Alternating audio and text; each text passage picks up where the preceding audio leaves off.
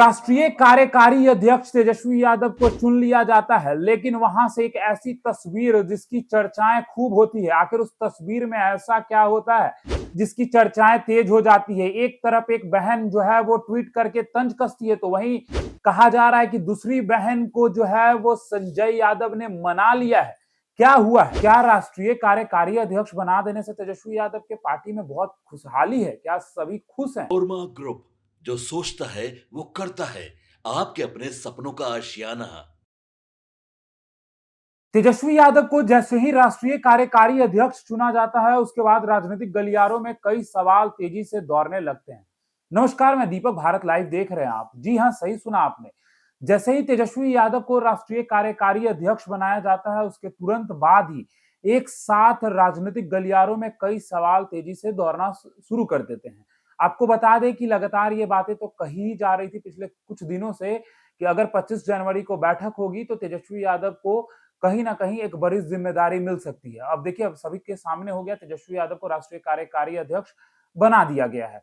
तो क्या राष्ट्रीय कार्यकारी अध्यक्ष बना देने से तेजस्वी यादव के पार्टी में बहुत खुशहाली है? क्या सभी खुश हैं? लगातार बातें चल रही है, तेजस्वी यादव के परिवार की ही बातें तेज हो गई है। देखिए, हम उनके परिवार पे कोई पर्सनल टिप्पणी नहीं करेंगे, लेकिन जो खबर सार्वजनिक है वो तो हम आपको जरूर बताएंगे।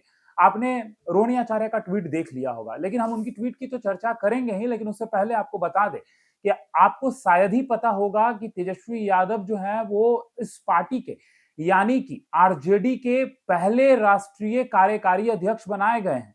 इससे पहले ये पद नहीं था आरजेडी में, इसके पहले कोई राष्ट्रीय कार्यकारी अध्यक्ष नहीं बनाया गया था। भले इस पार्टी में कोई कई बड़े नेता हैं जो जिम्मेदारी संभाल रहे थे, लेकिन किसी खास व्यक्ति को राष्ट्रीय कार्यकारी अध्यक्ष का पद कभी नहीं दिया गया था। आपको बता दें कि इस पार्टी में कई प्रमुख नेता हैं जो कहीं ना कहीं प्रदेश अध्यक्ष के तौर पर भूमिका निभाया है उन्होंने, और राष्ट्रीय उपाध्यक्ष के तौर पर उन्होंने भूमिका निभाया है। देखिए, मैं आपके समक्ष दो तीन नामों को रख देता हूं। जी हाँ, जगदानंद सिंह वर्तमान में, पहले ये प्रदेश अध्यक्ष थे, अब वर्तमान में बस आरजेडी के ये नेता हैं। अब्दुल बारी की सिद्दीकी, इनका भी नाम आपने बिल्कुल सुना होगा, राष्ट्रीय स्तर पर खुद सक्रिय रहते हैं और पार्टी के वरिष्ठ नेताओं में से एक हैं। आप आगे अगर आप जानेंगे तो रघुवंश प्रसाद सिंह, राष्ट्रीय उपाध्यक्ष के रूप में उनकी भूमिका जो है वो बहुत बड़ी रही थी।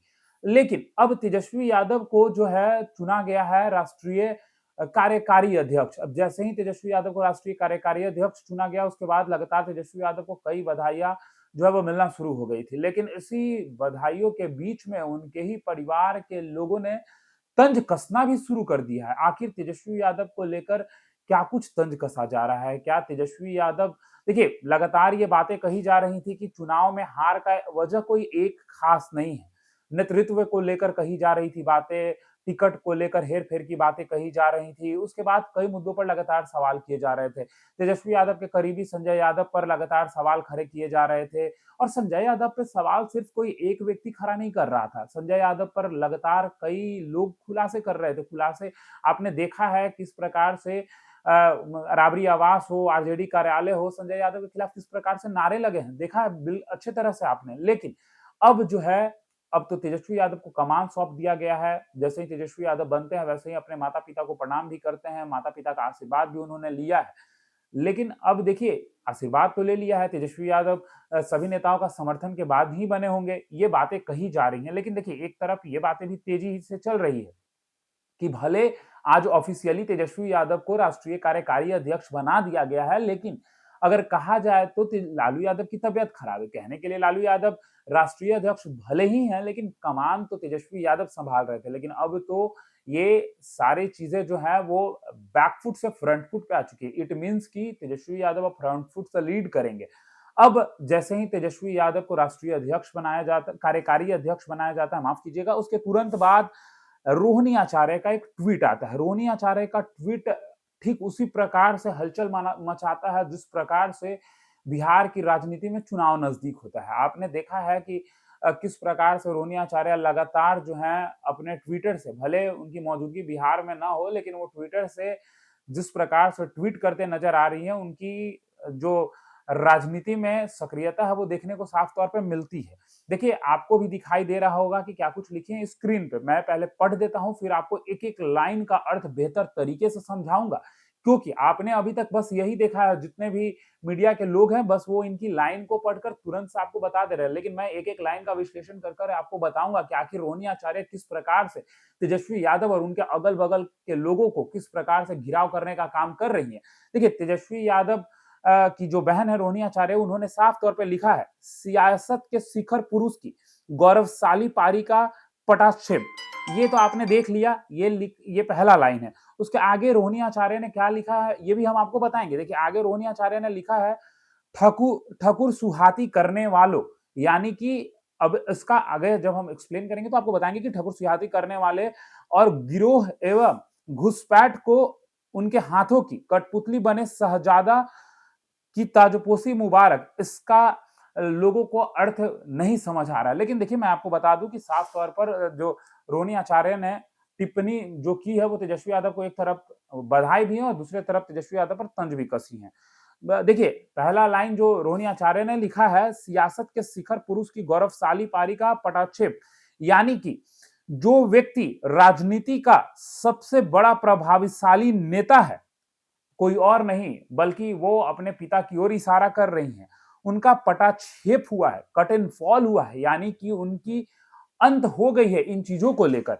आगे अगर आप समझेंगे तो हम आपको स्पष्ट भाषा में समझा दें कि इसका अर्थ यह है कि राजनीति के एक बहुत बड़े और दिग्गज खिलाड़ी के लंबे और शानदार कैरियर का अब अंत हो गया है। किनके तरफ इनकी इशारा है, आप बिल्कुल अच्छे तरह से समझ पा रहे होंगे। इन्होंने एक शब्द का प्रयोग किया है, ठकुर सुहाती करने वाले। ठकुर सुहाती करने का अर्थ होता है चापलूसी करना या वही बात कहना जो मालिक को अच्छा लगता है। आप समझ लीजिए, मालिक को जो बात अच्छा लगता है वही बात कहने वाला, यानी कि चापलूसी करना। अब जो उनके इशारा पर काम करता है, जी हजूरी करता है, इस लाइन से ये वो कहना चाहती हैं। अगर आप आगे आएंगे तो आगे उन्होंने लिखा है, गिरोह घुसपैठ। ये भी एक व्यंग्य है। आपको बता दें कि इसका अर्थ साफ तौर पे बस यही है कि बाहरी या नए लोगों के समूह जिस संगठन या दल के भीतर अपनी जगह बना ली है और व्यवस्था पर अपना कब्जा कर लिया है। किसके तरफ इशारा है रोहिणी आचार्य का, आप अच्छे तरीके से समझ पा रहे होंगे।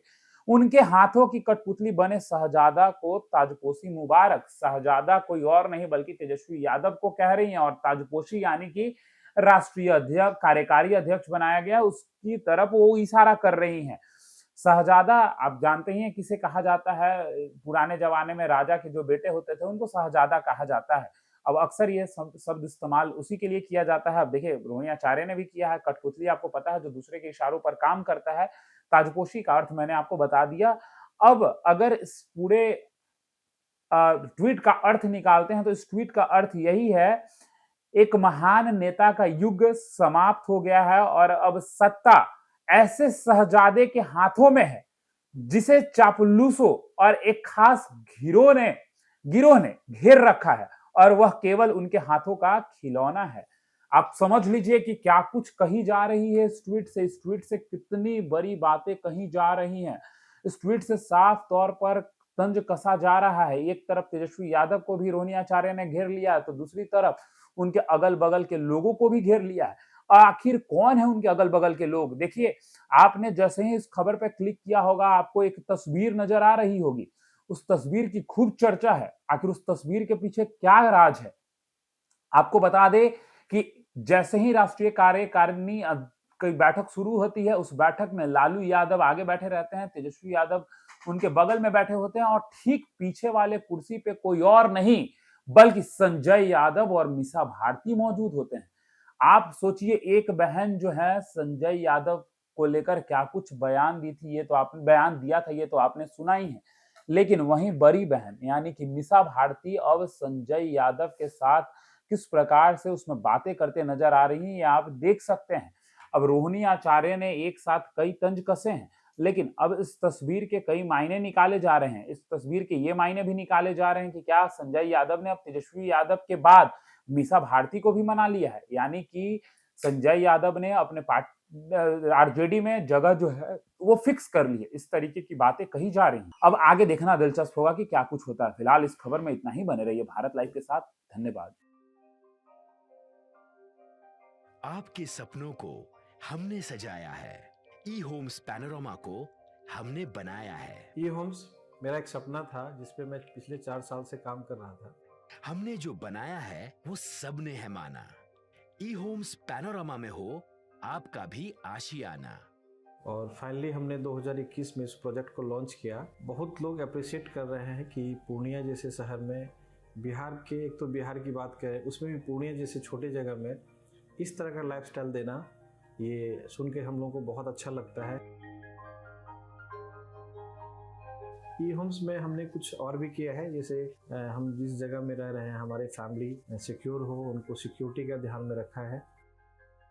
आपकी सुविधा और सुरक्षा आपके लिए खास है, ये आपका विश्वास है। इसमें आर्टिफिशियल इंटेलिजेंस का 7 लेयर सिक्योरिटी का हमने इस्तेमाल किया है। लस ग्रीन कैंपस को बनाया है। यदि हमारा बाउंड्री वाल है तो वो वर्टिकल गार्डन है। ये जितनी भी फैसिलिटी होता है एक इंटरनेशनल टाउनशिप में ई होम्स है, ये हम लोग विश्वास नहीं कर पा रहे हैं। जो भी हमारे मित्र दोस्त या जो भी हमारे बाहर के बाहर आते हैं तो हम लोगों को बहुत अच्छा सुनने को मिलता है और बहुत अच्छा क्रेडिट मिल रहा है। वो सारा हमने सिर्फ एक बिल्डिंग नहीं बनाया, हमें एक बहुत अच्छा लाइफस्टाइल दिया ई होम्स में, और मेरा एक सपना था जिसको मैं आज फुलफिल होते हुए देख रहा हूँ। ये आपका आवास है। ई होम्स पैनोरामा में अब आपका निवास है। E homes Panorama, luxurious lifestyle redefined. Panorama group, जो सोचता है वो करता है। अगर ये वीडियो पसंद आई और वह बिहार के राजनीति और बिहारियत से सरोकार रखेनी तो सब्सक्राइब बटन दबा के चैनल के सब्सक्राइब कर ली। ओजे एगो घंटी बा, ओकरा बटन दबा देला से कुल सटीक और मारक खबर रुआ मुफ्त में मिल जाई। अगर रुआ पत्रकारिता के हमनी के नया प्रयोग में सहयोग कर चाहतानी तो ज्वाइन बटन दबा दी। पेटीएम नंबर नोट कर ली 9386 816 700।